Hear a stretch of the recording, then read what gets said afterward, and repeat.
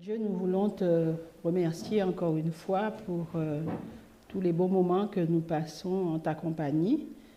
Nous avons pu avoir ce moment de repas et de divertissement en sortant et tu nous permets de nous recréer par ce moyen. Et alors que nous sommes à nouveau réunis autour, Seigneur, de ta parole, que tu puisses, Seigneur, nous raviver l'esprit pour que nous puissions, mon Dieu, en tirer profit de tous tes enseignements. Et que cela puisse nous aider à bien comprendre comment ce que tu attends de nous, Seigneur, que nous nous positionnons comme il le faut et que nous soyons, Seigneur, le reflet de ton caractère ici-bas. Béni sois-tu, au nom de Jésus, je t'ai prié. Amen.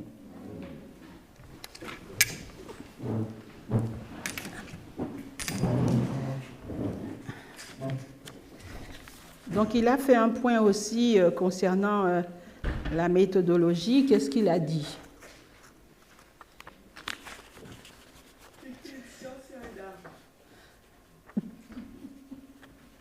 La méthodologie, c'était une science et un art. Voilà.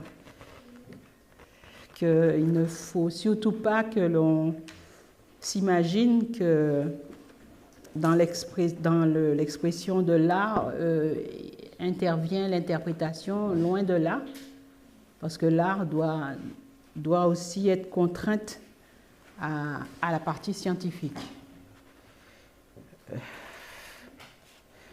Voilà, donc on a parlé, comme Chimène l'a dit, autour de l'écrit d'Ellen White concernant sa compréhension et la façon dont elle le décrit dans la tragédie des siècles. Et nous sommes arrivés à la partie où Curtis nous conseillait pour bien comprendre, d'essayer de reprendre par nous-mêmes, en prenant le texte de base qui était que nous nous trouvons à la fin du monde et que nous avons tous les éléments nécessaires pour tirer des leçons, pour nous éclairer à partir des âges passés, et que cela nous suffisait entièrement pour pouvoir avancer. Et c'est vrai que Chimène nous a rajouté à la fin de cette partie que Dieu nous fait avancer au fur et à mesure, parce qu'au fur et à mesure, il nous donne des lumières, et ces lumières nous permettent de comprendre. Donc ce qui est important de savoir, c'est que nous n'avançons pas seuls, nous avançons bien sûr sous la direction de Dieu, et que Dieu, lui, ne se trompe pas. Alors, donc nous sommes à la fin de la page 6,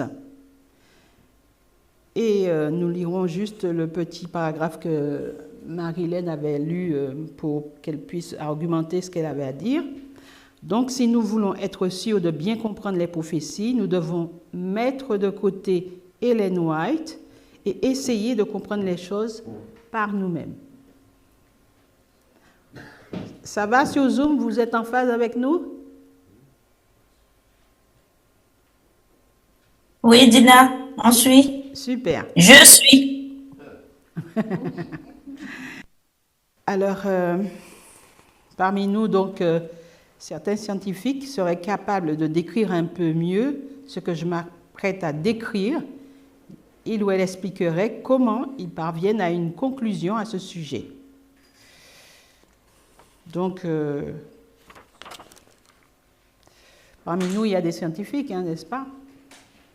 Si une bonne scientifique a une idée sur quelque chose, s'ils, elles, peuvent trouver une conclusion qu'il, elle, a tirée, elle sait ou il sait qu'il doit s'appuyer sur d'autres éléments Pour être sûr, il cherche donc à comprendre ce sujet à partir des principes fondamentaux parce qu'elle ne présume de rien, car dès que vous présumez que quelque chose est vrai, vous vous exposez à l'échec. De toute façon, il n'y a pas photo, on a la méthodologie, et la méthodologie nous dit bien que il nous faut avoir plusieurs témoins pour pouvoir certifier quelque chose. Donc, ces principes fondamentaux sont là afin de nous servir de garde-fous. Alors, il faut s'en tenir à ces principes fondamentaux. Et pour être sûr de ne pas faire d'erreur, nous ne pouvons pas nous fier à un prophète qui interprète quelque chose et utilise son interprétation en supposant qu'elle est vraie. Nous devons donc nous en tenir aux principes fondamentaux. Cela signifie comprendre un problème à partir de son essence, de ses fondements, puis commencer à construire notre compréhension à partir de là, afin de ne faire aucune supposition en cours de route. Donc, cette partie-là va devenir un peu plus corsée. Alors, je sais que nous sommes dans la digestion et que je devrais reprendre l'expression de maintenant de Curtis et dire que j'espère qu'on ne va pas s'endormir. Donc oui, soyez attentifs parce que cette partie-là, elle est intéressante, mais il faut bien suivre. D'accord? Alors, nous avons 2 guides. Quels sont les guides que nous avons pour les études à propos de la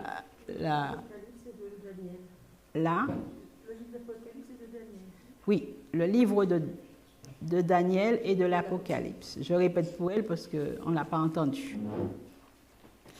Donc, je voudrais donc commencer par là, car j'ai déjà supposé que Daniel et l'Apocalypse allaient nous guider pour comprendre la fin du monde. Il s'agit plus précisément du chapitre 17 de l'Apocalypse. À mon avis, c'est l'un des chapitres les plus importants, sinon le plus important, pour comprendre la loi du dimanche et la grande controverse.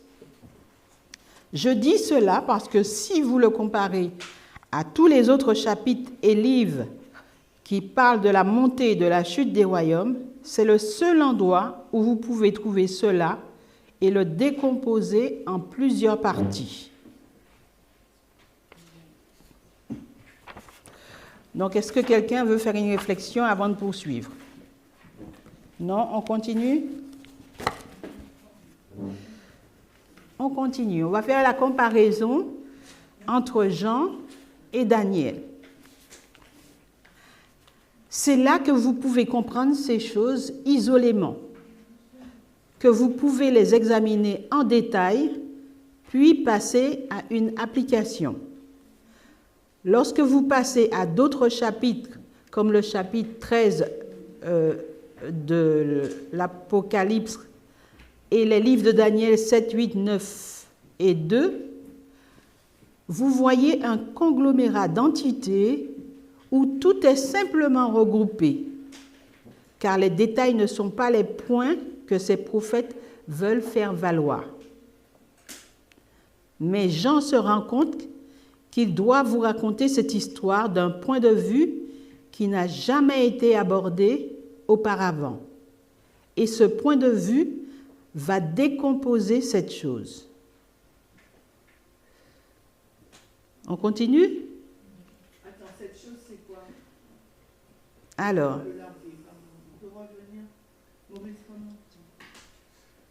je disais, cette chose, elle fait référence à quoi? Parce que je suis un peu... Alors, de quoi il en parle, fait, là? il faut remonter parce qu'il veut faire une comparaison entre Daniel et l'Apocalypse et il parle de la montée et de la chute des royaumes. Et il dit que c'est le seul endroit dans l'Apocalypse et dans Daniel que l'on peut voir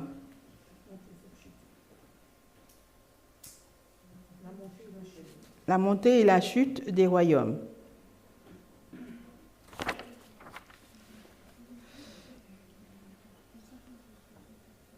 Voilà.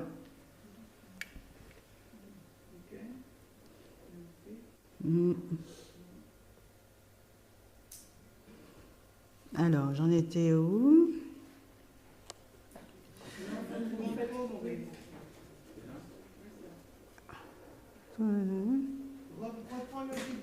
Alors, je dis, c'est là que vous pouvez comprendre ces choses isolément. Donc, ces choses, c'est la montée et la chute des royaumes, que vous pouvez les examiner en détail, puis passer à leurs applications. Et si vous passez en revue le chapitre 13 de l'Apocalypse, ou alors les livres de Daniel au chapitre 7, 8, 9 et 2, vous allez retrouver un conglomérat d'entités où tout est simplement regroupé, car les détails ne sont pas les points que ces prophètes veulent faire valoir. Mais Jean, lui, se rend compte qu'il doit nous raconter cette histoire d'un point de vue qui n'a jamais été abordé auparavant. Et ce point de vue va décomposer cette chose.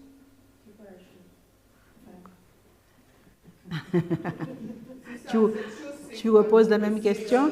Ces entités, moi je comprends. C'est Pascal. Moi, je pense, oui. Dina. Alors, Pascal va prendre la parole. Excuse-moi. Je pense qu'en fait, pour avoir lu la transcription avant peut-être, je pense que Curtis, il parle de cette chose, mais il n'a pas encore dit de quoi il parle, parce que selon moi, il parle de l'entité, enfin de la femme, peut-être, hein, mais je pense qu'il est en train d'introduire, parce que j'arrête, mais je pense qu'il n'a pas encore dit quelle était cette chose. Moi, je pense en fait que... vas-y. Alors, moi, je pense, comme tu m'as dit, quand je reprends ton explication, l'explication que tu m'as donnée, hein, parce que j'ai posé la question, c'est quoi? Je suis un peu perdue. Donc, tu m'as dit que Curtis, il faisait une comparaison, contraste entre les livres de Daniel 2, 7, 8, 9 et Apocalypse 13 et 17, pour comprendre la montée et la chute des royaumes. Ensuite, il est en train de nous dire que dans les chapitres de Daniel, ces entités, elles sont regroupées. Mais par contre, c'est Jean qui va nous détailler ces choses, donc qui va nous détailler ces entités pour qu'on puisse comprendre la montée et la chute des royaumes à la fin des temps. Moi, c'est ce que je comprends. C'est ça. Marilène, elle veut parler. Apocalypse 17. Si moi je peux rajouter quelque chose, je vais dans le même sens que Chimène, où effectivement on voit dans ces chapitres les royaumes se succéder, mais on ne comprend pas comment ils se sont succédés dans le détail. On ne voit pas les enjeux les luttes de pouvoir qui a eu lieu lors de ces successions. Et quand on va dans Daniel 17, c'est là où on va vraiment zoomer sur ce que l'image de l'Apocalypse 13, etc., vient nous dire. Je ne sais pas si vous avez compris ce que je veux dire. C'est ça, exactement. Quelqu'un d'autre veut parler? Alors, oui, c'est ce que je comprends, parce que quand il dit qu'on voit un conglomérat d'entités, donc on comprend bien que c'est encore confus et qu'on ne voit pas réellement où on va aller, en fait, où ça nous conduira comme conclusion. Et quand il parle de choses, en fait, je pense que c'est la résultante, en fait, de cette étude. C'est de nous faire comprendre que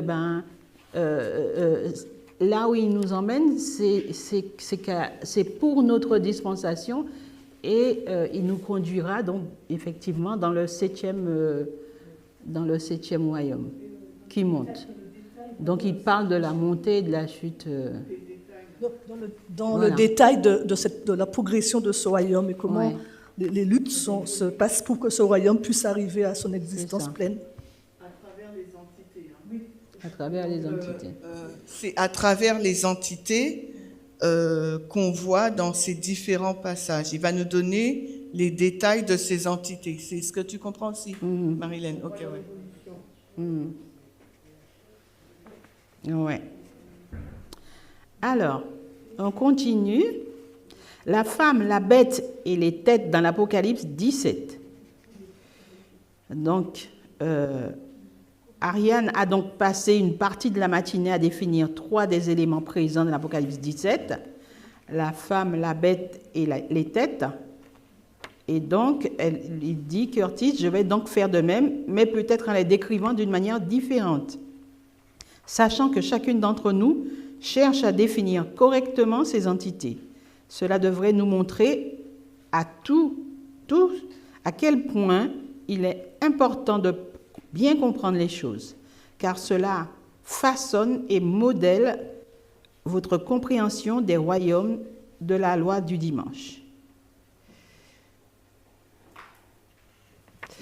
Donc, je ne m'arrête pas sur les trois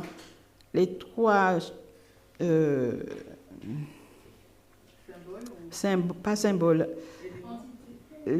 comment il a dit, trois éléments, oui, de Ariane. Je ne sais pas si vous vous rappelez, mais je ne m'arrête pas dessus.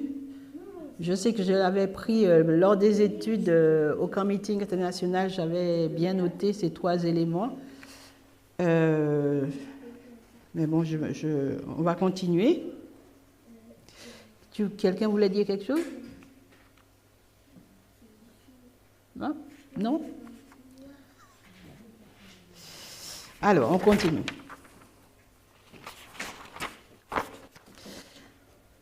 Alors, il dit... Ainsi, nous examinerons le livre de l'Apocalypse, ou n'importe quel sujet prophétique en réalité. Il y a 2 façons d'aborder cette histoire. Un verset, une parabole ou un chapitre, et divers enseignants ont défini et expliqué ce que sont ces différentes façons. Vous pouvez donc l'examiner d'un point de vue panoramique. Ce n'est pas vous qui décidez si le verset ou le chapitre vous permettra d'avoir une vision panoramique de l'histoire, c'est-à-dire que vous allez la considérer dans son intégralité, du début à la fin.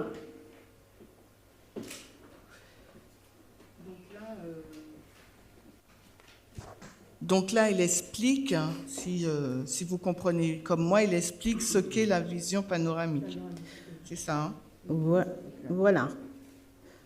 Alors, moi, j'ai été plus loin et j'ai été regarder dans le dictionnaire pour regarder ce qu'il disait concernant la définition panoramique. Et il dit qui embrasse un très large champ de vision permettant une très bonne visibilité. Donc, bon, bien sûr, on avait toute, je pense, la définition du terme, mais... Reprends ta définition, tu as dit une très large vision de quoi? Alors, qui embrasse un très large champ de vision permettant une très bonne visibilité. Et comment? Alors lui, Curtis dit, ce n'est pas vous qui décidez si le verset ou le chapitre vous permettra d'avoir une vision panoramique de l'histoire, c'est-à-dire que vous allez la considérer dans son intégralité du début à la fin.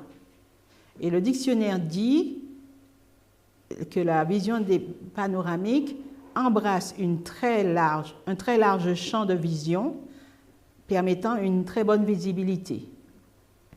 Donc même si ce n'est pas une visibilité en détail, mais en tout cas, ça permet d'embrasser un large champ. Voilà. Ensuite, la deuxième manière est la vision dispensationnelle qui consiste à prendre un segment de l'histoire dans son ensemble et à zoomer pour en avoir les détails. D'accord? Moi, j'ai eu la définition du dictionnaire qui dit « L'histoire est divisée en plusieurs âges appelés dispensations au cours desquels Dieu interagit de différentes manières avec son peuple élu. » Donc, on a toujours la notion de division en plusieurs âges, appelée dispensation. Donc, avec les symboles que nous voulons essayer de comprendre, nous devons nous assurer, lorsque nous lisons un verset, que l'auteur nous invite à adopter une perspective panoramique ou une perspective dispensationelle, car cela va influencer la conclusion à laquelle vous arriverez. Donc, pour les définitions, comme l'a exprimé Ariane, nous voulons trouver une définition suffisamment large pour couvrir la vue panoramique, mais pour apprendre quelque chose dans le cadre d'une dispensation spécifique. Si vous restez vague, vous n'apprenez rien. Mais si vous êtes trop précise, vous risquez de vous retrouver dans une situation où vous ne pourrez pas l'appliquer à d'autres dispensations. Vous devez donc trouver le juste milieu entre les deux. Notre critère pour les définitions est donc d'être vague, mais précise. Avec ces 3 symboles, je voudrais essayer de discuter de certaines règles d'interprétation biblique au fur et à mesure que nous les abordons. Alors, je reprends cette phrase et je vais vous demander si vous pouvez me la reformuler. Il dit, vous devez donc trouver le juste milieu entre les deux. Notre critère pour les définitions est donc d'être vague mais précise, avec ces 3 symboles. Qu'est-ce que vous comprenez quand il dit ça? À partir de ce qu'on a dit avant ça. Quand il dit, quand on est panoramique,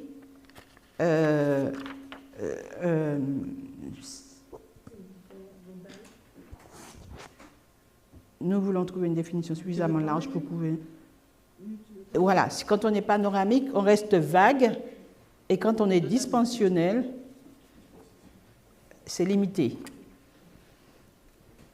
Donc, pouvez-vous dire ça avec vos propres mots quand il dit « Notre critère pour les définitions est donc d'être vague mais précise. » Trouvez le juste milieu. Moi, ce que je comprends, c'est que quand on est dans une vision panoramique, alors on a, comme je disais, une vision globale, donc on ne peut pas être spécifique. On ne voit pas les détails. On ne peut pas voir les détails quand on est en global. Il faut zoomer, et le fait de zoomer nous amène dans une vision dispensationelle, et ce n'est qu'à ce moment-là qu'on peut voir les détails. Donc, la vision panoramique, tout en étant globale, elle est vague, on va dire vague, mais n'empêche qu'elle nous emmène certains principes. C'est pour ça il dit, il faut qu'on soit quand même précis.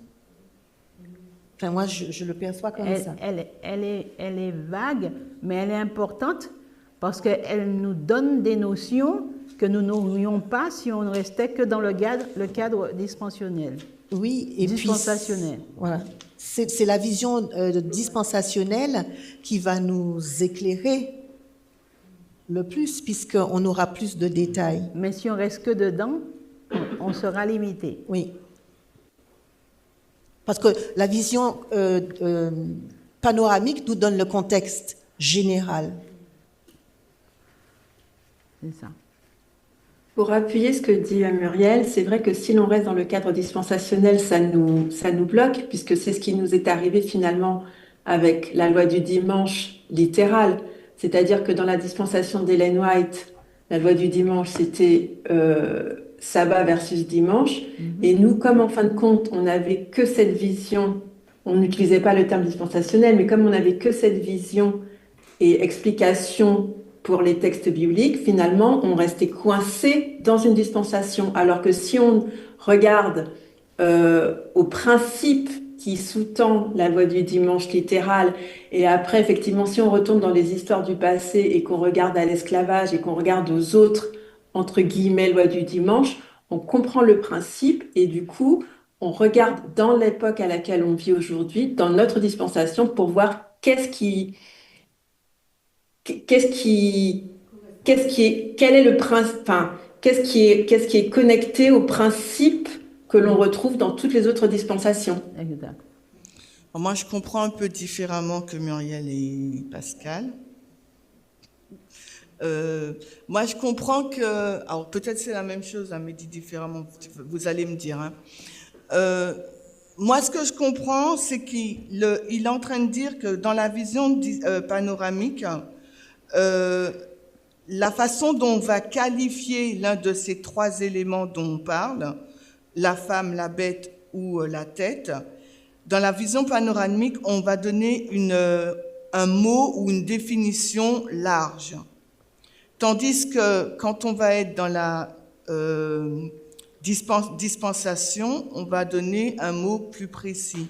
Parce que si dans la vision panoramique, on donne à la femme un nom précis, ce nom précis en panoramique ne va pas s'adapter ou ne va pas être approprié pour la vision dispensationnelle. Alors Muriel et Pascal, je ne sais pas si on dit la même chose différemment. Alors attends, je te passe le micro, Muriel.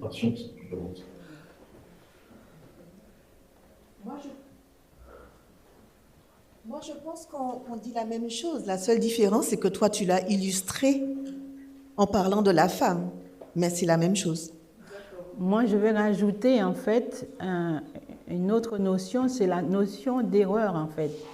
Parce que si, quand on ne faisait qu'une vision panoramique, il nous aurait été difficile dans la vision dispensationnelle de voir, en fait, parce que dans le début du chapitre 17 et dans le chapitre 13 de l'Apocalypse, on voit qu'il y a cette tête.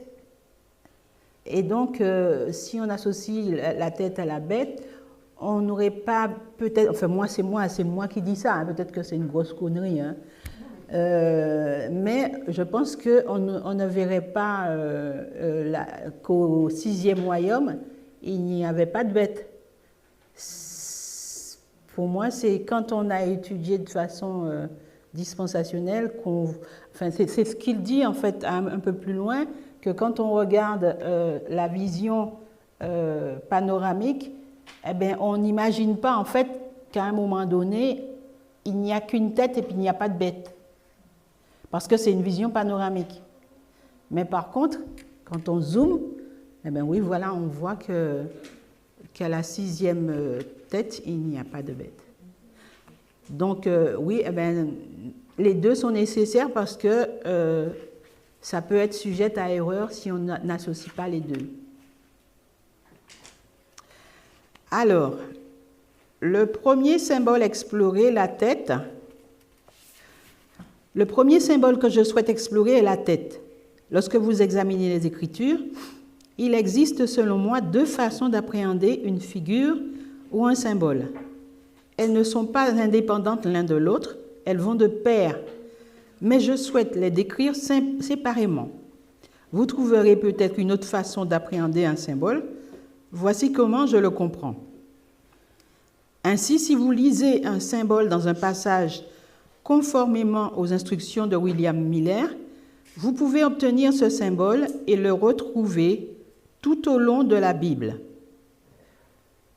Alors, je n'ai pas trop compris cette phrase, donc la syntaxe de cette phrase. Donc, je ne sais pas, vous allez me dire, quand il dit « désolé », est-ce que c'est parce qu'il se trompe et qu'il reprend? Donc, je vais reprendre la phrase. Ainsi, si vous lisez un symbole dans un passage conformément aux instructions de William Miller, vous pouvez obtenir ce symbole et le retrouver tout au long de la Bible. Désolé, vous pouvez retracer votre symbole à travers la Bible pour découvrir la véritable signification de ce personnage. Alors, je n'ai pas compris la syntaxe de cette phrase. Est-ce qu'il s'est trompé en disant désolé et qu'il a repris ce qu'il voulait dire? Moi, le sentiment que j'ai, c'est que dans la deuxième phrase, il va utiliser un autre terme plus précis quand il dit « vous pouvez retracer votre symbole à travers la Bible », plutôt que « vous pouvez obtenir ce symbole et le retrouver tout au long ». J'ai l'impression que le « désolé », c'est pour peut-être clarifier la phrase d'avant, préciser. D'accord. OK. Et lorsque vous voyez ce symbole expliqué, vous prenez ce symbole et vous l'appliquez à ce que vous essayez de comprendre. C'est ce que j'en fais dans ce chapitre avec les têtes.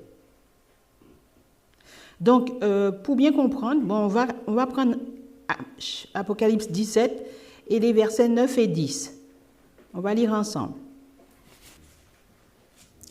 C'est ici l'intelligence qui a de la sagesse.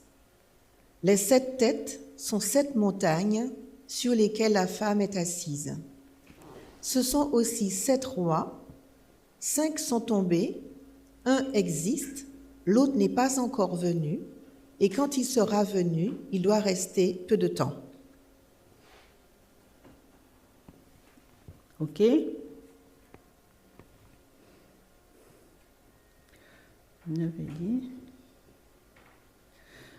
Alors, j'aime bien la version, pour une fois, de Louis II, parce que au verset 9, il dit effectivement, il parle des 7 têtes et des 7 montagnes, et il rajoute l'adjectif « ce sont aussi ».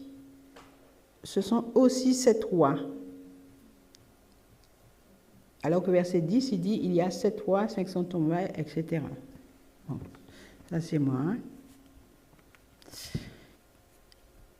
Il pratique la répétition et l'élargissement parce qu'il va dire que ces têtes sont des montagnes.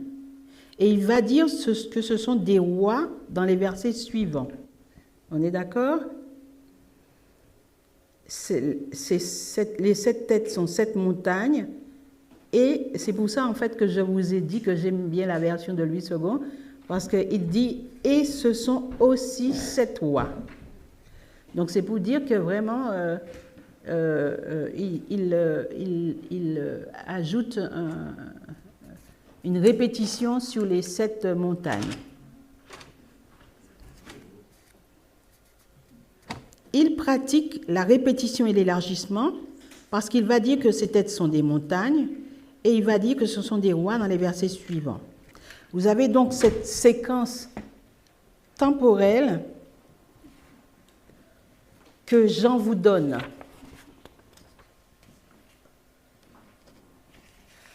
Comme je l'ai dit, alors l'option 1, les dictionnaires bibliques, comme je l'ai dit, nous avons plusieurs options pour la suite. Bienvenue Jean-Luc. Option numéro 1, nous allons utiliser un dictionnaire, pas n'importe lequel,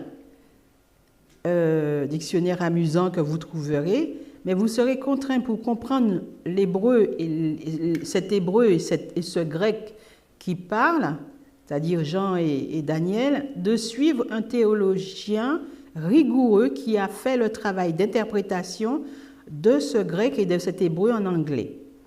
Les 3 que j'ai trouvés fiables sont Brown, Draver et Briggs, Strong of Thayers.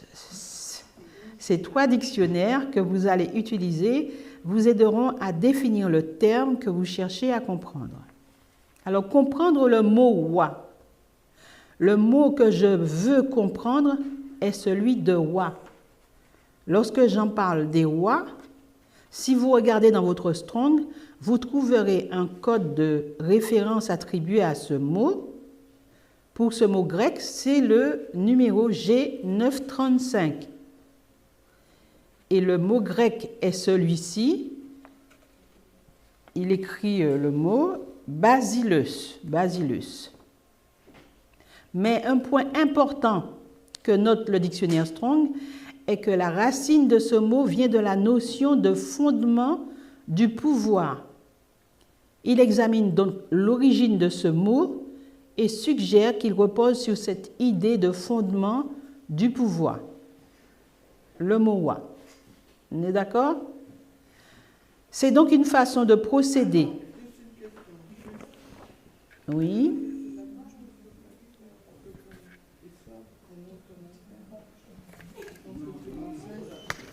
Je sais, juste une question, parce que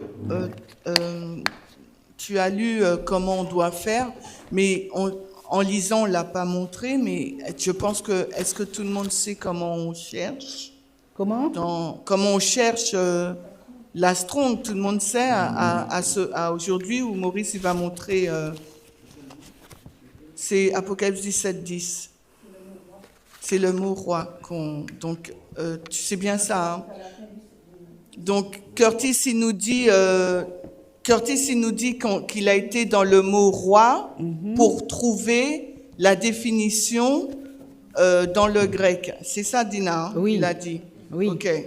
Donc, Maurice, il va montrer juste comment on fait, et puis comme ça, on voit tous ce que tu dis. On vous entend très très loin. En fait, non, je disais juste à Maurice qu'il fallait qu'il aille jusqu'en bas pour montrer qu'au travers de la définition de la Strong, on trouve ce qu'il dit, Curtis. Le mot roi est associé à une notion de fondement du pouvoir. Bon, je pense que tout le monde a vu le cheminement que tu as pris, Maurice. Oui, oui. Vous avez vu?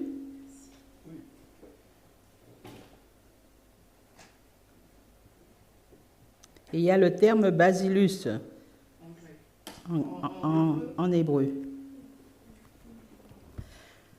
Mais un point, alors,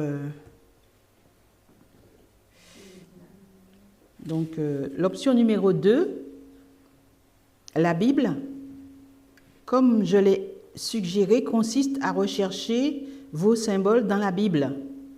Donc nous pourrions rechercher le mot roi à nouveau, mais je veux examiner le mot montagne, car je veux faire une remarque précise sur la montagne.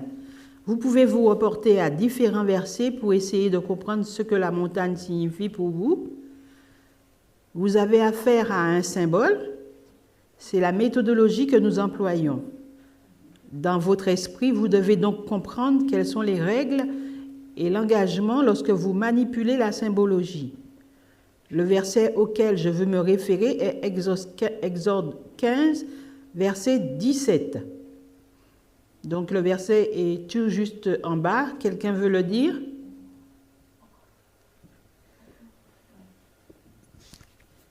Quelqu'un veut le lire? Vas-y. Tu les amèneras et tu les établiras sur la montagne de ton héritage, au lieu que tu as préparé pour ta demeure, ô Éternel, au sanctuaire, Seigneur, que tes mains ont fondé. Donc, avant de poursuivre, est-ce que vous pouvez être en capacité de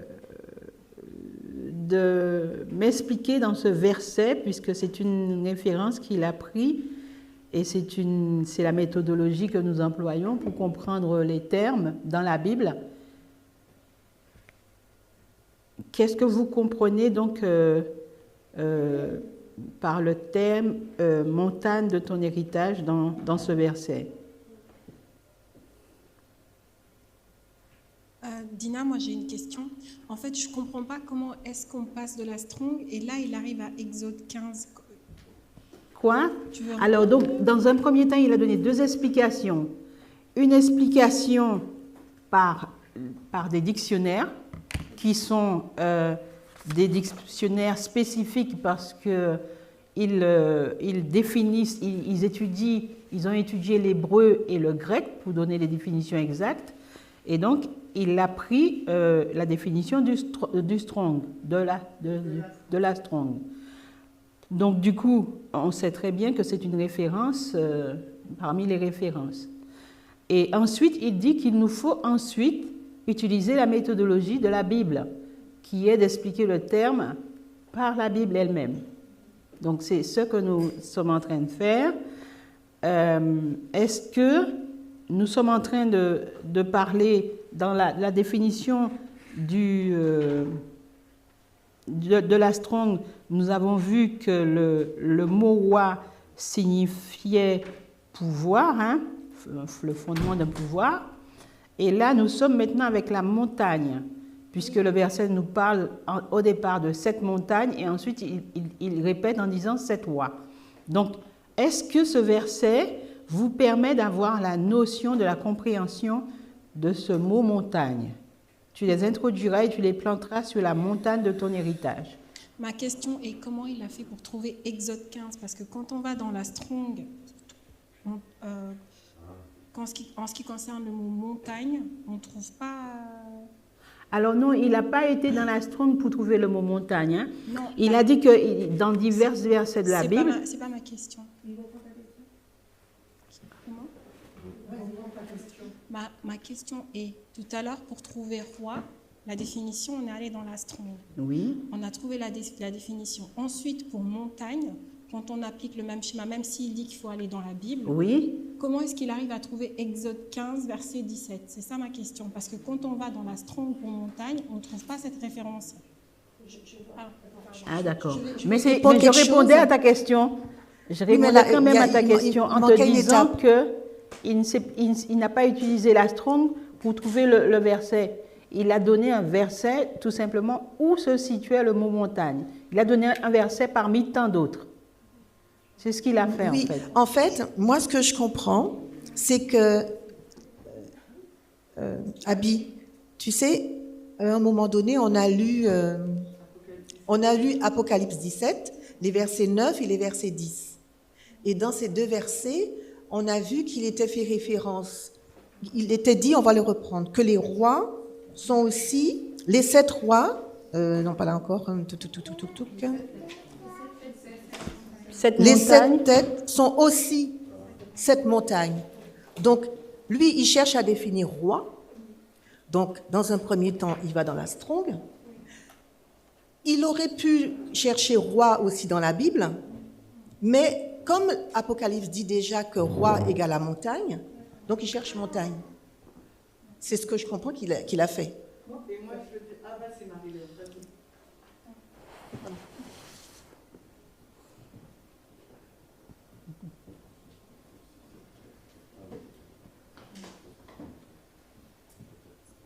Moi, je comprends, je ne sais pas si c'est ça, hein, qu'il nous montre les différentes options qu'on a pour définir des mots. Un terme. Voilà, un terme. Et donc, il donne une option, une. On prend le mot, on cherche dans la Strong, on voit le numéro, on trouve la signification, ou la Bible s'interprète par elle-même. Voilà. On va dans un verset pour expliquer ce que signifie un mot. Donc, c'est deux options différentes. Et dans l'option 2, où il parle de montagne, il va chercher un texte où il est nommé le mot montagne pour qu'il explique. Et en général, la méthodologie nous dit bien que pour trouver l'essence du mot, qu'il faut aller dans la première mention du mot, dans lequel on retrouve toute... Non, ce n'est pas la première mention. Non, c'est pas la première mention. Mais en tout cas, c'est pas faux ce que je dis. Non, c'est pas faux. Attention, hein. On te rassure, c'est pas faux. Donc il n'a pas pris la première mention du mot montagne dans la Bible, parce que un mot peut avoir différentes significations. Il a pris un verset biblique qui explique montagne dans son sens, dans le contexte de son étude. C'est ça. Et donc, quand tu regardes, Abby, dans Apocalypse 17, 9 ou 10, le mot montagne, tu verras que ce n'est pas la même référence et la même définition que le mot montagne qu'il a pris dans Exode. C'est deux définitions différentes. Alors, est-ce que vous avez une... Ah, voilà, d'accord. Parce qu'il est parti de la vision panoramique et de la vision dispensationnelle. Et donc, du coup, est-ce que Curtis n'est pas en train de... C'est ma réflexion, et puis après, vous allez l'enrichir. Hein. Est-ce que Curtis n'est pas en train de nous dire que lorsqu'on regarde la vision panoramique, qui est une vision juste, on ne voit pas ces détails qui sont introduits dans certains mots que nous donne l'Apocalypse, tête, roi, etc., qui vont nous donner qui vont nous permettre de zoomer sur ce qui se joue réellement dans cette vision panoramique où on voit cette succession de royaumes. Est-ce que vous comprenez ce que je suis en train de dire? La vision panoramique, on a la succession de royaumes, on pourrait imaginer qu'il y a une lutte, etc., mais on ne le voit pas. Et quand on va zoomer avec Apocalypse, on va retrancher ces termes et on va essayer de comprendre leur signification. On va comprendre où nous emmène l'enjeu de cette succession de royaumes. Qu'est-ce qui se passe à l'intérieur même de ce qu'on voit dans la vision panoramique qu'on ne voyait pas parce que c'était tellement large, on le voyait de façon globale, mais on ne savait pas l'expliquer. On ne savait pas expliquer qu'est-ce qui se déroulait à l'intérieur et on ne pouvait pas comprendre la symbologie de cette chose-là. Mais quand on va dans l'Apocalypse, eh bien, on zoomait sur ces mots et essayer de les comprendre vont nous emmener justement à repérer ce qu'on appelle aujourd'hui la lutte de pouvoir. Donc, et comme il a avancé et qu'il a pris ces 2 versets pour que l'on puisse, dans Apocalypse 17 justement, comprendre le fondement je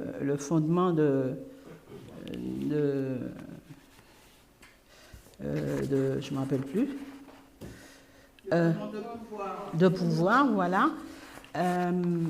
D'où le fait qu'il parle d'option, de la manière de comprendre en fait les termes. Et on revient à notre verset.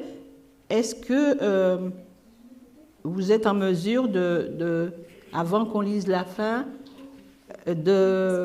par rapport à ce qu'on a déjà dit en amont, est-ce que vous voyez où il va en venir et est-ce que vous pouvez dire ce que vous pensez sur le verset en question, montagne? En fait, justement, j'allais interpeller Chimène là-dessus parce qu'elle dit que le mot montagne ici, c'est pas le même mot montagne. Non, c'est pas la question seulement de la première mention. Elle dit que c'est pas la même chose. Et c'est peut-être pour ça qu'il faut bien qu'on précise, parce que effectivement, peut-être que si on reste dans une vision et qu'on a donné la signification du mot dans la vision panoramique, on peut considérer que c'est la même signification partout où on va le placer, alors que peut-être pas quand on zoome. Ça nous permet de voir que certainement il y a plusieurs façons de pouvoir le définir. Alors, et ça, j'aurais aimé que Chimène. Alors, avant que Chimène prenne la parole, est-ce que pour vous, ça semble sensé qu'il puisse vouloir nous conduire dans la compréhension du fondement de pouvoir, qu'il a déjà défini en premier l'option 1, la tête avec le mode opératoire qu'il faut pour le définir, et qu'ensuite il prend cette deuxième option avec ce verset. Est-ce que vous pensez qu'il le prend au hasard? Parce que comment il ne pourrait pas avoir comment il pourrait avoir une autre définition que celui qui se trouve dans l'Apocalypse? Est-ce que ça vous semble sensé? C'est pas au hasard qu'il le. C'est pas au hasard. C'est pas au hasard qu'il prend ce verset-là. Donc le mot montagne ne peut pas ne pas avoir le même sens que celui qui se trouve dans l'Apocalypse, Apocalypse 17. Alors, pour répondre à la question de Marilène, je vais essayer, il faudrait m'aider, mais pour répondre à la question de Marilène, donc Apocalypse 17, 9 et 10, donc c'est les versets qu'on a lus avec Curtis et toi. Donc il nous dit que donc les 7 rois sont les 7 têtes sont 7 montagnes. Et quand on prend dans Apocalypse 17, 9, le mot montagne c'est G37, 35. C'est ce qu'il y a dans la citation, la transcription.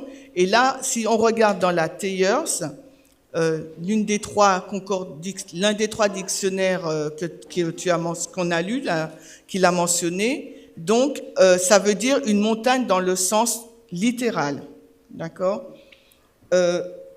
Ensuite, si tu prends la Strong aussi, va te dire c'est une montagne dans le sens littéral.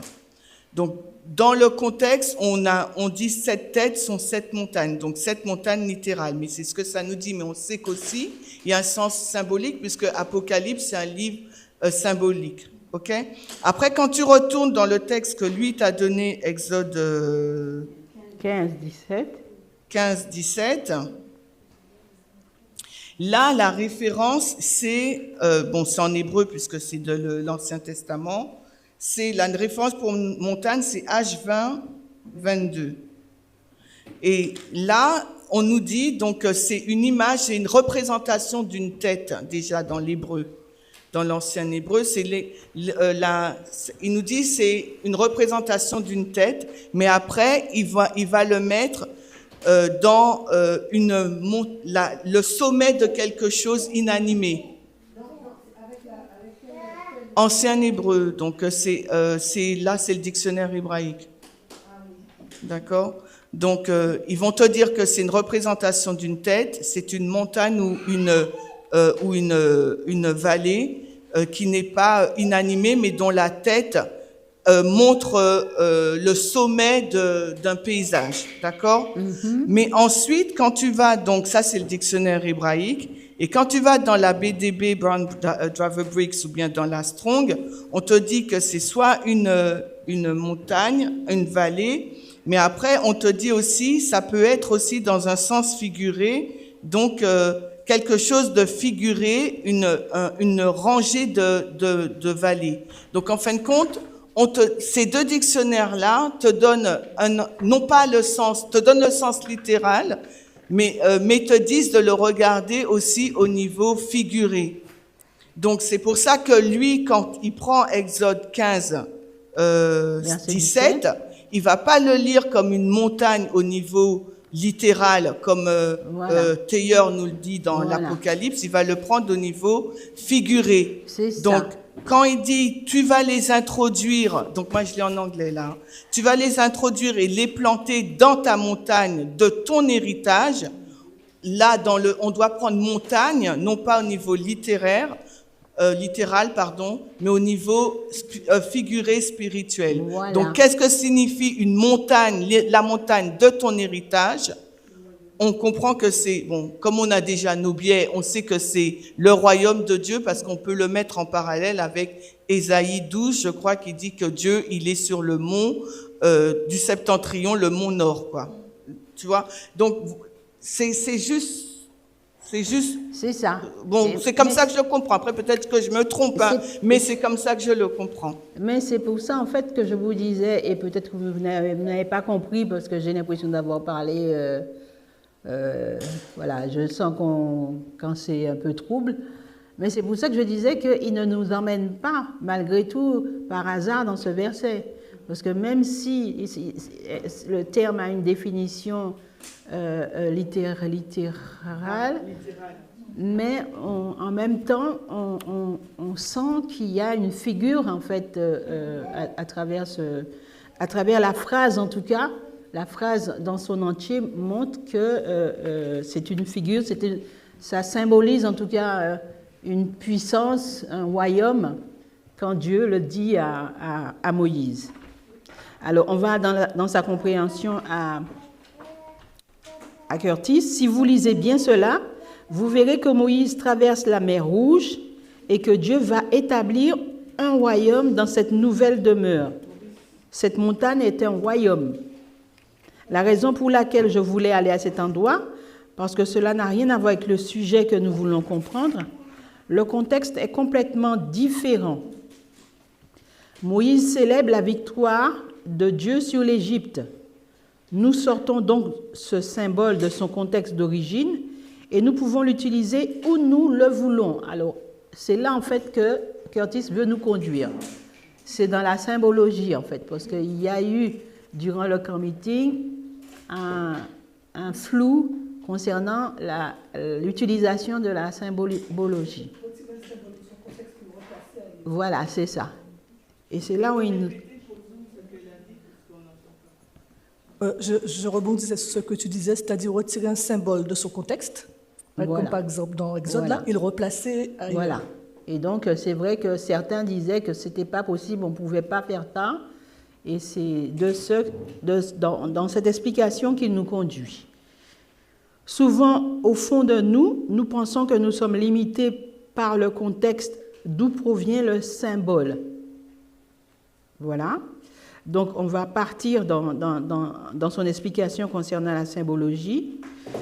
La symbologie que vous contentiez d'examiner avec la signification du mot ou que vous la compreniez en la retraçant à travers la Bible, ce que vous êtes légalement autorisé à faire, c'est de prendre ce symbole et de l'utiliser où vous le jugez bon. C'est lorsque vous faites une application que vous allez être limité. Car William Miller dit que notre utilisation correcte de ce symbole doit s'harmoniser avec le thème dont vous discutez. Son origine n'a aucune importance. C'est pour ça qu'il a été dans Exode 17. Voilà, c'est ça. Il l'a pris dans ce contexte-là de l'Exode 15-17. Tu as bien lu, Chimène, que c'était le verset se situait dans un contexte littéral, mais en même temps, quand tu vas un peu plus loin, tu vois qu'elle peut être utilisée comme une figure aussi. Et on comprend bien que quand Dieu dit ça à Moïse, il lui spécifiait bien que l'espace qu'il désignait allait être comme leur royaume. Donc on se trouve effectivement dans la même symbologie que dans Apocalypse 17, où il est question de royaume. On est d'accord ? Tu peux reprendre, s'il te plaît. Ah non, on ne me dit pas de reprendre ça, je sais plus ce que j'ai dit moi. Est-ce que quelqu'un de très avisé peut reprendre ce que j'ai dit? Ouh là là là là là là. D'harmoniser. Une utilisation correcte de ce symbole doit s'harmoniser avec le thème dont vous discutez. J'ai dit, alors, on a lu le texte, on a dit que la symbologie, avec la symbologie, tu peux te contenter d'examiner la signification du mot ou tu peux la comprendre en la retraçant à travers la Bible. Ce que tu fais sera légal, autorisé, c'est de prendre ce symbole et de l'utiliser où bon te semble. Donc, d'où ce qu'il fait en prenant Exode 15, verset 17. Il prend ce verset. Dans un premier abord, on sait que la montagne a un sens littéral là, mais quand on continue à lire son explication dans d'autres dictionnaires, on voit qu'il nous dit que l'on peut aussi le prendre dans un sens figuré. Et quand on lit le contexte du verset, on voit bien que quand Dieu donne ce royaume à Moïse, on voit bien que c'est là qu'il va s'établir. Donc ça va être comme un royaume. Donc d'où le fait d'utiliser ce mot montagne, cette symbologie aussi, on peut l'utiliser dans Apocalypse 17, dans d'autres domaines où ça a ce sens-là de royaume, de fondement de pouvoir. J'ai bien dit ou pas?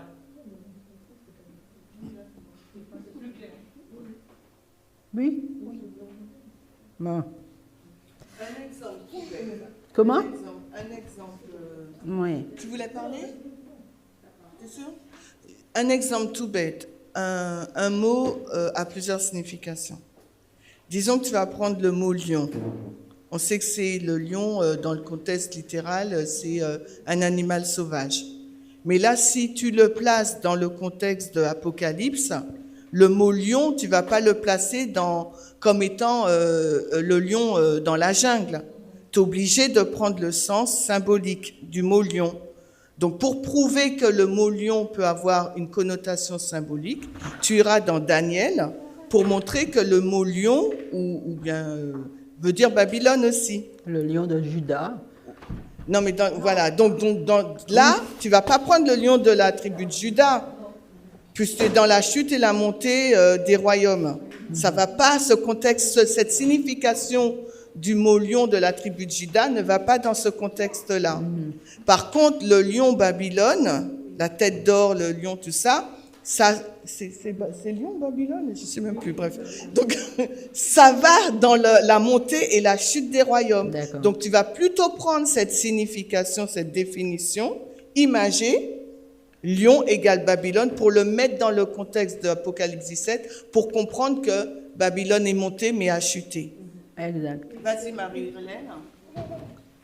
Et donc, ce symbole que tu as pris, que tu as mis dans l'Apocalypse, tu l'as récupéré quelque part d'autre. dans un contexte différent qui a pu te permettre de comprendre que c'est le lion de Babylone, qui signifie le royaume, etc., et que tu peux maintenant utiliser dans ce contexte-là de Babylone. En fait, donc, Parce qu'il a le même sens. Voilà. Ok. C'est bon pour tout le monde? Daniel est équivalent à l'Apocalypse. Elle a une question.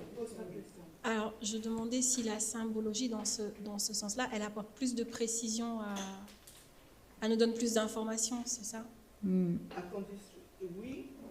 Le symbole peut te rendre confus parce que tu ne vas pas savoir comment l'identifier, mais quand tu as les moyens de l'identifier, soit par une recherche en utilisant le dictionnaire Strong, Thayers ou BDB, ou soit quand tu vas faire le retracer dans la Bible pour comprendre sa signification imagée ou littérale. Là, le symbole regorge d'informations. Et tu peux aussi prendre le symbole et aller dans l'histoire, donc dans l'histoire de la Rome païenne ou dans la Babylone antique, tout dépend de ton contexte. Tu peux aussi aller prendre ton symbole et le mettre dans le modèle de la géographie, parce qu'on a 5 modèles, hein, tu vois. Donc tout dépend, le symbole regorge d'informations, mais il faut savoir le disséquer pour obtenir ces...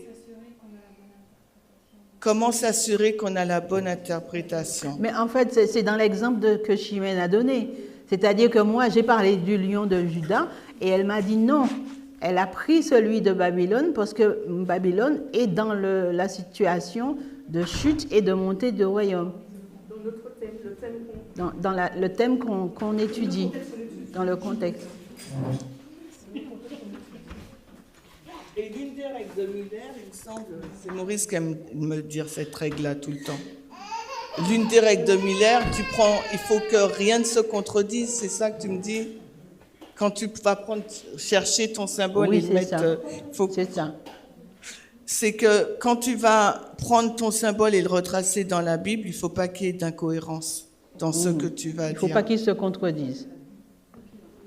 Donc, tu as plein de paramètres pour... On continue? Alors, c'est bon? Daniel est équivalent à l'Apocalypse. Revenons donc au roi, aux montagnes et aux têtes. J'ai décrit Daniel et l'Apocalypse comme étant la clé pour comprendre la prophétie de la fin des temps, là où les deux parlent de la montée et de la chute des royaumes. Donc, lorsque nous disons que Daniel est équivalent à l'Apocalypse, comme s'il s'agissait du même livre, nous voulons dire qu'ils abordent les mêmes thèmes, mais sous des angles différents. Ainsi, lorsque nous examinons la manière dont Daniel utilise le mot « roi » dans Daniel 7, versets 17 et 23, on va le lire rapidement. Daniel 7, 17 et 23. Alors, Daniel 7, 17, ces 4 grands animaux, ce sont 4 rois qui s'élèveront de la terre. Et 23, il me parla ainsi, le 4e animal, c'est un 4e royaume qui existera sur la terre, différent de tous les royaumes et qui dévorera toute la terre et la foulera et la brisera. Ok. Au verset 17, il dit ces grandes bêtes. Après avoir décrit les bêtes qui lui ont été montrées comme étant 4 rois. D'accord? Ces grandes bêtes sont quatre rois qui s'élèveront sur la terre. Il va décrire cette bête comme étant un royaume. C'est bon? Alors maintenant, il va aller dans la notion de synecdoque et métonymie. Alors, il y a un point important là. Oui, vas-y. Donc là, si je comprends ce qu'il est en train de dire, il dit qu'une bête, c'est égal à un roi, égal à un royaume. C'est ce que vous comprenez, comme moi. Selon Daniel 7, 17 et 23. C'est bien ça. Parce que ça, c'est important pour Apocalypse 17 à comprendre. Oui, c'est Donc, important. C'est une bête égale un roi égale un royaume. Parce que dans Apocalypse 17, on nous parle de bêtes, on nous parle de rois et on nous parle de têtes. De tête. Donc il y a une femme qui est assise sur une bête, il y a des rois et il y a des têtes. Alors est-ce que vous comprenez comme moi que là il dit qu'une bête est égale à un roi? Oui, oui. Alors, il va... Parce que c'est important. Alors peut-être que... Est-ce que c'est bien compris? Ok, d'accord. Alors, on va bien comprendre ce qu'il dit là plus tard. Parce qu'après, il va nous expliquer, en fait, je ne sais pas si on va arriver jusque-là, il va nous expliquer que quand la femme qui est, dans l'explication de la femme, quand la femme qui est une entité et qui n'a pas de pouvoir voudra coltiner avec un roi, pour avoir du pouvoir, si le roi a les mêmes façons de penser que elle, la femme, il deviendra une bête. Il deviendra une bête. Et donc c'est pour ça en fait que là, dans Daniel 7, il nous dit que ces rois, ce sont des bêtes en fait. Ce seront des bêtes. Est-ce que vous m'avez compris? Parce que, est-ce que vous avez compris ce que j'ai dit là par rapport au... J'ai spolié, j'ai été plus loin.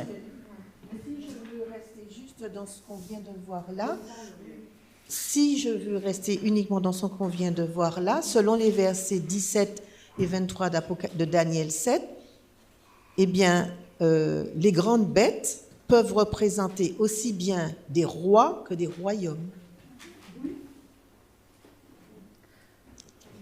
C'est bon pour toi? Mais le roi et son royaume ne font qu'un. Oui, mais n'empêche que dans le texte de Daniel, il fait une différence quand même. Enfin, même si ça peut être la même chose, mais je pense qu'effectivement, pour notre compréhension ultérieure, à certains moments, peut-être qu'il faut qu'on dise roi, et à d'autres moments, il faut qu'on dise royaume, pour la bête, les grandes bêtes. Oui. Il faut poursuivre pour comprendre. Parce qu'il va expliquer encore plus et tu vas comprendre ce que je dis. Donc toi, qu'est-ce que tu dis? Moi, je dis que, en fait, le roi et le royaume ne font qu'un. C'est-à-dire que on précise juste des termes pour identifier, mais en fait, ils forment un tout. C'est le système du pouvoir, en fait. Qu'on parle du roi, par exemple, quand on dira, si on veut parler du roi ou du président Trump, on dira que la Maison-Blanche a décidé que. Et donc, par là, on veut parler du gouvernement, on veut parler de Trump, etc. Et si, par exemple, pour l'Angleterre, on utiliserait le mot « la couronne a décidé que », eh bien, il est question, en fait, du roi qui a pris une décision. Donc, en fait, c'est ce qu'il va nous expliquer dans la synecdoque et dans la métonymie. Et donc, en fait, il fait comprendre que le roi et le royaume ne font qu'un seul, en fait. Et plus loin, comme je vous dis, le fait qu'il dit que ces grandes bêtes, après avoir décrit les bêtes qui lui ont été montrées comme étant 4 rois, il va décrire cette bête comme étant un royaume. Et c'est pour dire en fait que au moment où la femme va chercher à avoir du pouvoir et à séduire un roi, si le roi a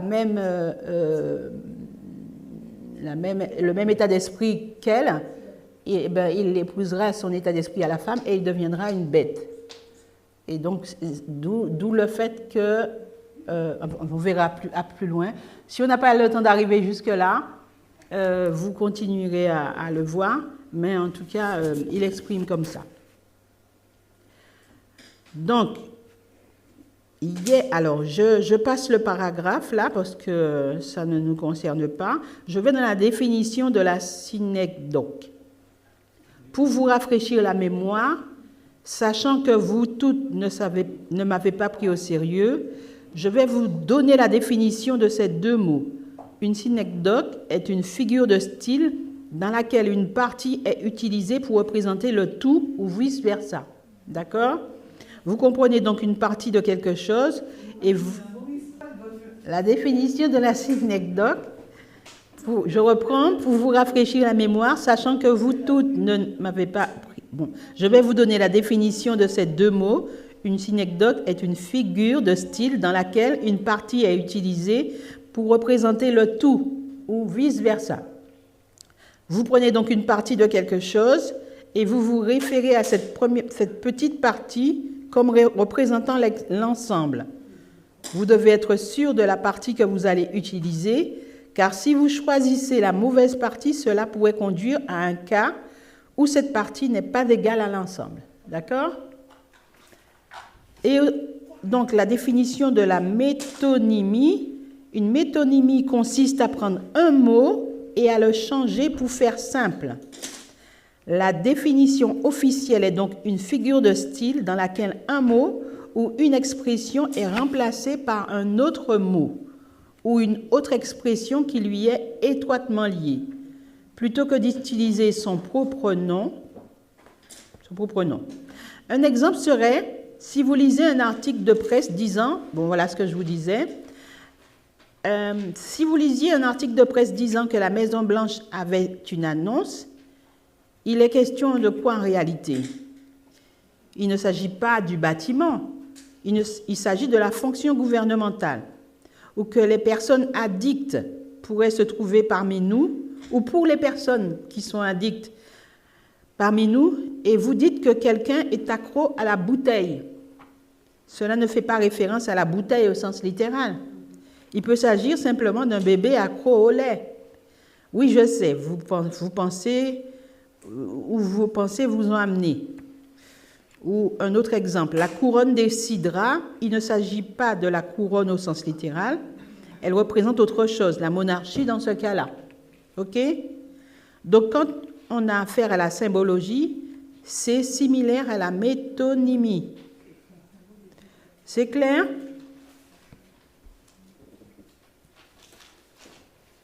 C'est clair? Bon, vous allez reprendre ça à la tête reposée, hein? Alors, une partie équivaut au tout. Nous devons donc être à l'aise avec cette méthodologie. Dans la prophétie, comme dans le cas de Daniel, il va dire au roi, « Toi, Nebuchadnezzar ». Je vais simplement faire référence à cette petite chose qui sera utilisée pour représenter le royaume, le système ou l'institution dirigée par cette personne. D'accord? Dans ce cas, une partie équivaut donc au tout. Ce n'est pas le roi lui-même qui représente la nation, c'est plutôt la fonction ou le règne de ce roi qui représente la nation qu'il gouverne. Donc, d'où tout à l'heure, quand je disais le roi et le royaume. Ce n'est pas le roi lui-même. Attends, je finis. Ce n'est pas le roi lui-même, c'est plutôt la fonction ou le règne de ce roi qui représente toute la nation qu'il gouverne.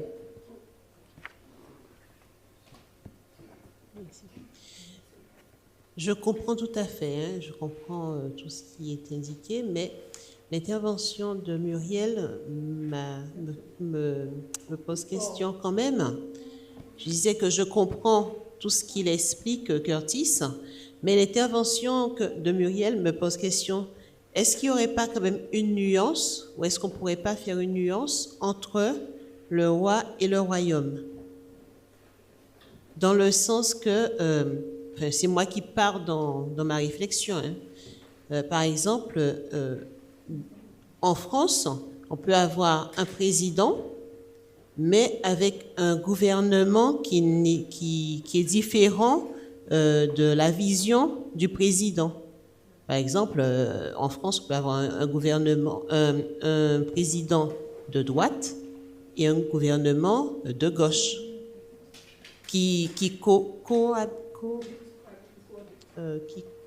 c'est quoi? La coalition? Coalition, oui. Voilà. Est-ce que par rapport, c'est la réflexion de Muriel qui m'a poussé dans ça, quoi. Donc je sais pas. Mais je comprends quand même tout à fait ce qu'il explique, hein, par rapport.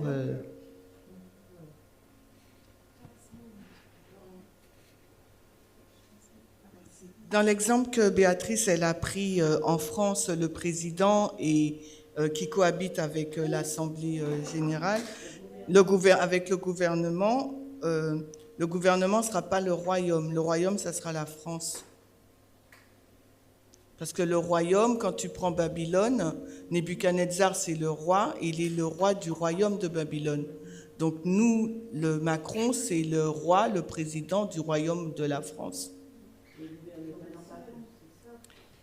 Non, après, là, tu parles de royaume. Donc, le royaume, après, dites-moi si je me trompe, mais pour moi, je comprends le royaume comme étant la nation. Voilà. Après, toi, là, tu parles des organes du pouvoir du gouvernement, donc ça sera les 3 branches, le législatif, judiciaire, exécutif. C'est comme ça que je comprends par rapport à l'exemple que tu as donné. Je réponds par rapport à ton exemple. Moi, je comprendrais le royaume comme étant le pays, la nation, la France. Bah alors là, moi, Chimène, je vois pas la différence. Excuse-moi. Hein. Alors, je vois pas de différence entre nation et royaume, du coup. Qui qui parle? Pascal. C'est Pascal. Non, moi, je dis justement nation égale royaume. C'est ce que j'ai dit. Donc, oui, la nation française, ça serait le pays de la France, le royaume. Toi, tu verrais comment alors? Non, c'est pas que je n'ai pas de vision particulière, c'est que par rapport à ce que vous dites, roi égale royaume, et finalement, est-ce que c'est vraiment roi égale royaume? Et toi, tu dis non, c'est pas, tu dis c'est pas tant ça, c'est plutôt nation égale royaume. Et du coup, pour moi, nation, c'est un synonyme de royaume. C'est pour ça que je vois pas la différence. Je sais pas, peut-être que c'est pas clair, hein, mais c'est que j'ai pas compris ton explication. C'est-à-dire que dans l'exemple donné, je suis d'accord avec ce que tu viens de dire, c'est ce que je viens de dire. Dans l'exemple qu'elle a donné, Béatrice, elle a dit pour elle, le royaume, si j'ai bien compris, tu me corriges, le royaume pour elle serait l'Assemblée générale, le gouvernement. Et moi, j'ai répondu sur ça. Pour moi, ça serait pas le gouvernement, le royaume, ça serait la nation, le pays, la France. Et j'ai donné comme exemple, Nebuchadnezzar, c'est le roi du pays ou de la nation Babylone.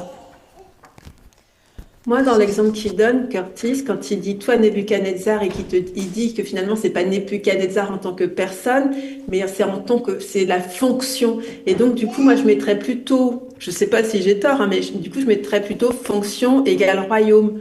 C'est-à-dire que c'est pas la personne, parce que en fait on s'en fiche de qui elle est cette personne, mais c'est la façon dont elle va la façon dont elle va exercer sa fonction. Voilà, c'est exactement ça. Sera ça qui sera le royaume, qui sera égal au royaume. C'est ça, voilà. C'est ça.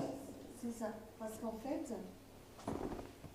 c'est pour ça que je disais en fait, pour moi, quand Daniel il fait une différence entre roi et royaume, pour moi, nous aussi, on doit faire une différence. C'est qu'il veut nous montrer quelque chose de particulier. Et quand on dit roi, effectivement, comme disait Pascal, c'est associé à, il le dit un peu plus loin, Curtis, à la fonction de la personne qui règne, qui dirige cette nation. Donc, voilà, c'est là où je vois qu'il y a deux... C'est la même chose, roi et royaume, bien sûr, puisqu'un royaume est dirigé par un roi. Mais à un certain moment, peut-être que spécifiquement, Daniel veut nous axer sur une fonction, ce qu'il fait. Voilà, alors, oui. La personne, en fait, ce que fait la personne. Oui, c'est ça. C'est que, comme dit Pascal, elle a repris, dans ces termes, Curtis dit, ce n'est pas le roi lui-même qui représente la nation, c'est plutôt la fonction ou le règne de ce roi qui représente la nation qu'il gouverne. Dina, ton temps est écoulé. C'est bon pour vous ou bien c'est encore flou? Donc, si quelqu'un vous disait le roi Charles a signé un projet de loi, il ou elle ne ferait pas référence à la personne, Charles Wilson. Dina. Il ou elle ferait référence à la couronne, à la monarchie, à l'institution. Voilà, je suis partie, je ne m'arrête plus. Ah oui, tu as entendu?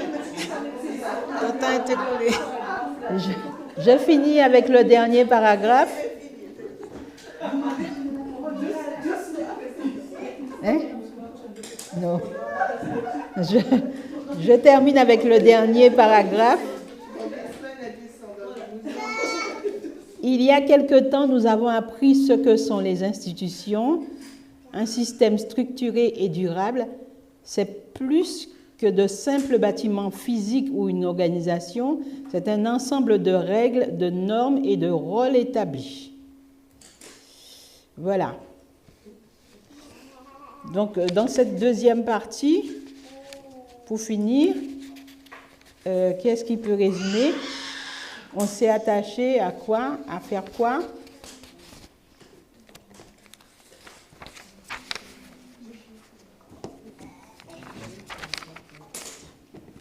Je crois que dans cette deuxième partie, on s'est plutôt arrêté à travailler la méthodologie. Et Curtis nous a rappelé comment est-ce qu'on devait retrouver la définition d'un mot.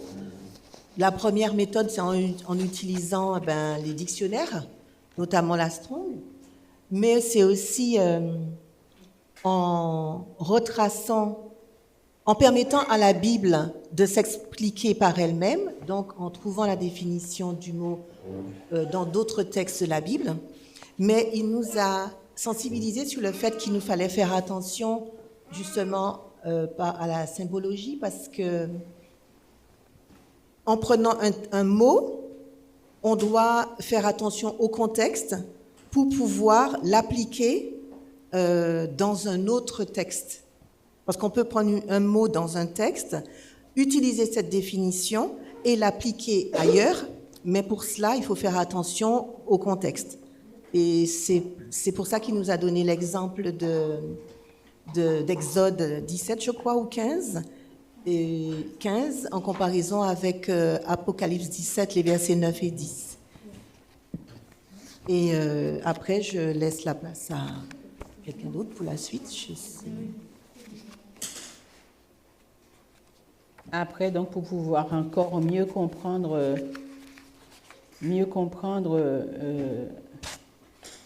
grâce à la méthodologie, mais aussi il a pris des termes, la synecdoque et la métonymie, pour pouvoir encore appuyer ses explications. Voilà. Donc, ce fut une réelle joie pour moi de vous avoir conduit dans cette réflexion. Nous allons donc terminer. Je vous remercie pour votre écoute. Et s'il vous plaît, n'hésitez pas, quand je dis quelque chose qui ne semble pas clair, à me reprendre. Parce que quand on me regarde avec des yeux de poisson, je me dis, bon, je dis n'importe quoi là encore. Mais tu sais, juste, c'est pas que tu dis forcément n'importe quoi. C'est pas n'importe quoi. On ne dit pas n'importe quoi.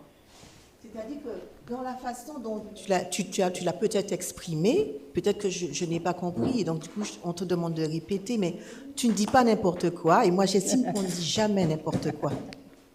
Donc c'est juste qu'il faut qu'on apprenne à demander, à reprendre, mais c'est pas parce qu'on te regarde avec des yeux bizarres, c'est peut-être qu'on a été déconnecté par quelque chose, et puis il faut reprendre, voilà.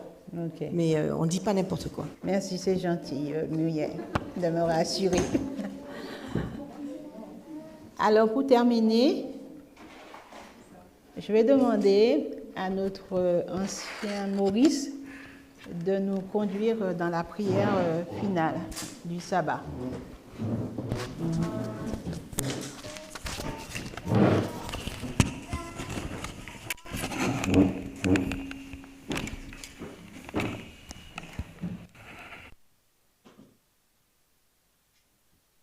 Éternel notre Dieu, nous voulons te remercier pour ce sabbat que tu nous as permis de passer ensemble à l'étude de ta parole. Merci pour les enseignements qui ont été dispensés. Et nous voulons encore te réclamer ton assistance afin que nous puissions continuer à approfondir ces sujets, que nous puissions mieux comprendre les événements qui ont lieu devant nous et que nous puissions être prêts à te rencontrer.